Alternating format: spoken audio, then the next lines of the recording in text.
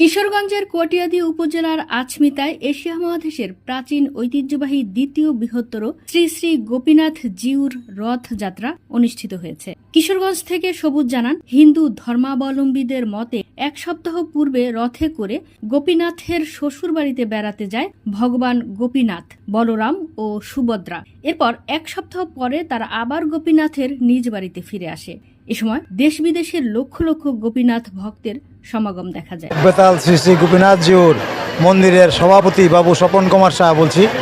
এখানে এই মন্দির 550 বছরের প্রাচীন। সেই থেকে রথযাত্রা, আষাঢ় মাসে রথযাত্রা, মাঘ মাসে বার্ষিক উৎসব এবং চৈত্র মাসে বাসন্তী উৎসব এখানে রেগুলার চলছে। এই পর্যন্তই কোনো সমস্যা আমাদের হয় নাই, ধারাবাহিকভাবেই চলে আসছে। মুসলমানরা ইশাকার অনুদান এখানে জমি দেওয়া আছে, সেই জমিতে গোপীনাথের রথ যায়। আজকে দ্বিতীয় রথ হচ্ছে। আপনারা সবাই এখানে আসবেন। আমি বারবার আপনাদেরকে নিমন্ত্রণ করছি, সারা পৃথিবীর লোককে নিমন্ত্রণ করছি এখানে আসবেন। এখানে এসে ভগবান দর্শন করেন, ভগবানের কাছে যা চাওয়ার যা পাওয়ার এখানে বলেন, ভগবান আপনাদের কৃপা করবে। আপনাদের সবার প্রতি আমার আশীর্বাদ রইল। গোপীনাথ আপনাদের মঙ্গল করুক, সুস্থ থাকেন, সবাই ভালো থাকেন। ভগবান শ্রীকৃষ্ণের ফিরতি রথযাত্রা অনুষ্ঠান অনুষ্ঠিত হতে যাচ্ছে।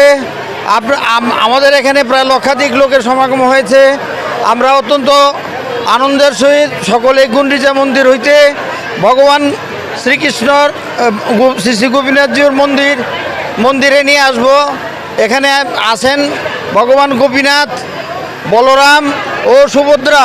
তাদেরকে বহন করে রথে করে এই মূল মন্দিরে আমাদের নিয়ে আসবো। রথযাত্রায় আসছি, এবারও আসলাম। উল্টে রথযাত্রায় 4টায় শুরু হবে, সেখানে টান দেবো আর কি, ধরবো। ওই আচমিতা ওই গোপীনাথ বাড়ির রথযাত্রা অনুষ্ঠান দেখার জন্য ওইখানে আসার পর আমরা ভালোভাবে সুন্দরভাবে অনুষ্ঠান উপভোগ করছি।